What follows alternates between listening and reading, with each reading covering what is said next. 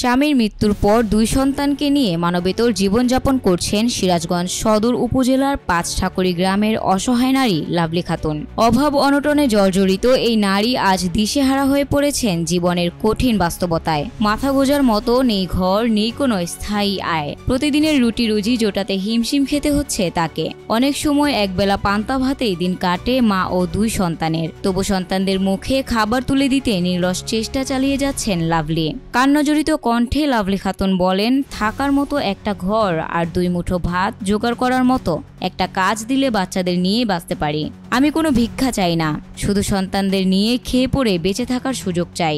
তার থাকার জন্য কোনো ঘর নেই, তিনি খুবই অসহায়, তার সাহায্য করার জন্য কেউ নেই।